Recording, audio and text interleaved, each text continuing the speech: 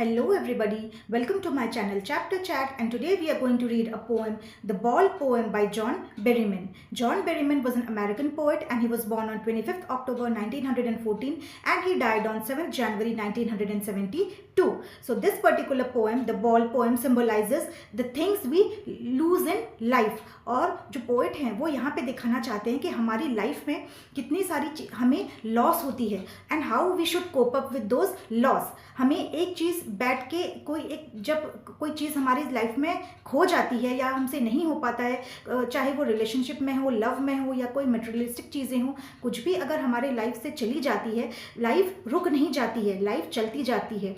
तो हमें भी उसी के साथ, लाइफ के साथ हमें भी आगे बढ़ना चाहिए and we should learn how to move on and cope up with the loss. So now let's start the poem. What is the boy now who has lost his ball? What is he to do? I saw it go. So the poet here tells, what is the boy now who has lost the ball? So the poet here is talking about a boy who has lost his ball. A boy who was playing with his ball. एक छोटा बच्चा था जो अपनी ball के साथ खेल रहा था, और वो बॉल के साथ जब खेल रहा था तो वो बॉल उसका बाउंस करते करते आगे चला गया. What is he to do? I saw it go. So the poet here says he has seen the ball while the boy was playing with the ball. Poet ने देखा कि वो छोटा सा बच्चा जब बॉल के साथ खेल रहा था तो पोएट ने उसे बॉल के साथ खेलते हुए देखा. Merrily bouncing down the streets and then. तो पोएट यहाँ पे बोल रहे हैं जब वो बच्चा खेल रहा था बॉल के साथ तो वो बॉल जो था वो बाउंस करते करते स्ट्रीट से आगे, बॉल है ऑब्वियसली वो बाउंस तो करेगा, तो वो बॉल बाउंस होते होते वो स्ट्रीट से आगे रोल होते होते चला गया. Merrily over there it is in the water. So the ball वो रोल करते करते कहाँ चला गया? The ball roll down into a water body. वो पास में वो छोटा सा स्ट्रीम या कुछ रिवर, जो वॉट एवर इट में भी जो भी था, वो बॉल रोल करते करते वो बॉय के हाथ से जाके वो वाटर बॉडी में गिर गया. No use to say oh there are other balls. So the poet here wants to say the boy will get, no matter what, the boy will get another ball.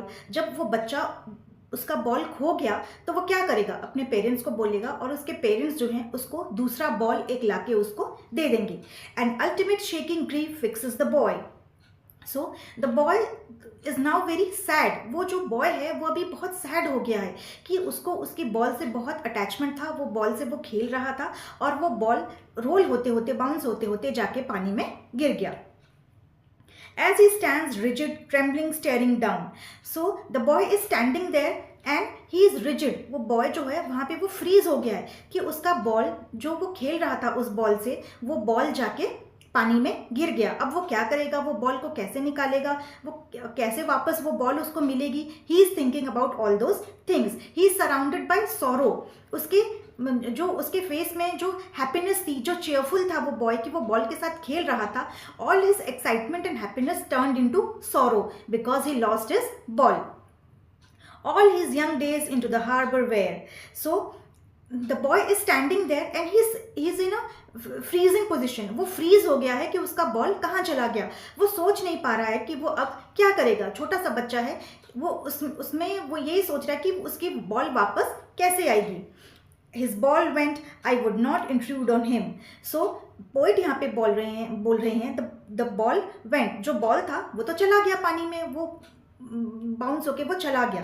I would not intrude on him. So poet यहाँ पे बोलना चाहते हैं कि I am not going to console the boy. Poet यहाँ पे बोल रहे हैं मैं वो बॉय को कंसोल करने के लिए, जैसे किसी फॉर एग्जाम्पल कोई बच्चा है, उसका टॉय खो जाता है या बॉल खो जाता है, तो हम क्या जनरली अडल्ट लोग क्या करते हैं? वो जाके उस छोटे बच्चे को कंसोल करते हैं. Don't worry, I will give you another toy और I will give you another ball. हम जाके बच्चों को कंसोल करते हैं. तो पोएट यहाँ पे कह रहे हैं I will not console the boy. The poet wants to say I will not go there and I am not going to console the boy. मैं वो बॉय को शांत नहीं करूंगा. A dime another ball is worthless now. So the poet here wants to say dime means 10 cents. ये US की currency है and dime is 10 cents. तो पोएट यहाँ पे बोल रहे हैं अ डाइम अनदर बॉल. तो if the boy can give another dime and he can get another ball. अगर वो कुछ करेंसी देगा तो उसको दूसरी बॉल मिल जाएगी. Now the boy will get another ball and the new ball is worthless. क्योंकि जो वो अफेक्शन था, जो उसको अपने पुराने बॉल के साथ जो अटैचमेंट था, वो नए बॉल के साथ वो अटैचमेंट उसको नहीं आएगी, because the boy is very attach to his that particular ball. वो जिस बॉल के साथ वो खेल रहा था, उसी बॉल के साथ उस बॉय को बहुत ज़्यादा अटैचमेंट था. वो चाहे भी तो वही अटैचमेंट इस नए बॉल के साथ वो नहीं ला पाएगा. He senses first responsibility. So the boy for the very first time he is sensing a responsibility. उसको he will know the thing that is responsibility. उस बॉय को अभी पता चलेगा कि रिस्पॉन्सिबल होना क्या होता है. अगर वो रिस्पॉन्सिबल होता, अगर वो ध्यान से उस बॉल के साथ खेलता तो वो बॉल जाके पानी में नहीं गिरता. अगर वो केयरफुल होता तो बॉल नहीं गिरता और वो अपनी चीज़ों को केयरफुली मैनेज कर लेता. बट वो बॉय इतना केयरफुल नहीं था, इसीलिए उसकी बॉल वहाँ से बाउंस होके वो चली गई. The boy will now understand how to take care of his belongings. उसको अपने belongings को केयर करने की रिस्पॉन्सिबिलिटी वो सीखेगा कि जब कोई चीज़ लॉस हो जाती है किसी चीज़ की, तो उसको कोप अप करने की जो एबिलिटी है वो बॉय में आ जाएगी. In a world of possessions, people will take balls will be lost, always little boy. So here the poet is telling about possessions. जो हमारी materialistic चीज़ें हैं, जो possessions हैं, वो हमें बहुत अच्छी लगती हैं, और जब वो चीज़ हमसे छिन जाती है, हम इतने attached होते हैं अपनी materialistic चीज़ों से कि जब वो चीज़ें हमसे चली जाती हैं तो हम एक sorrowful state में आ जाते हैं. That is quite obvious. जब हमारी कोई चीज़ हमसे खो जाती है तो हमें अच्छी नहीं लगती है, हमें बहुत बुरी लगती है, और वो लॉस हमें बहुत ज़्यादा पेन देता है जो चीज़ हमने खोई है. And no one buys a ball back, money is external.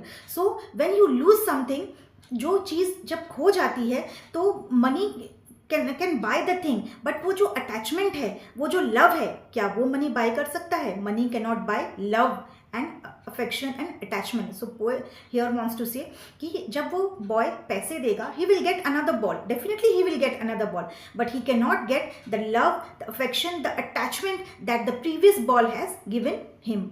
तो पोएट यही बोल रहे हैं कि दूसरी बॉल तो पैसे देने से उसको मिल जाएगी, बट उसकी जो लव है, जो अटैचमेंट था जो वो पहले बॉल के साथ, money can not by that attachment.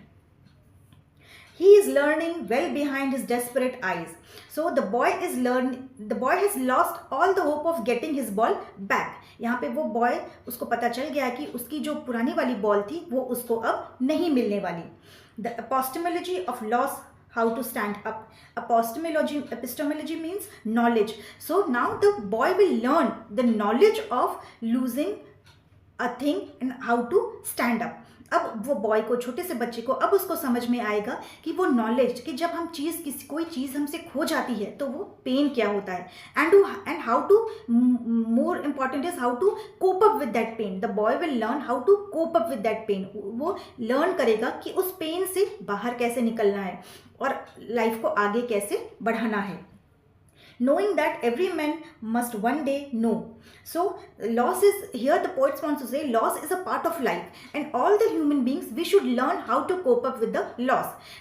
Time जो है, time never stage in one place.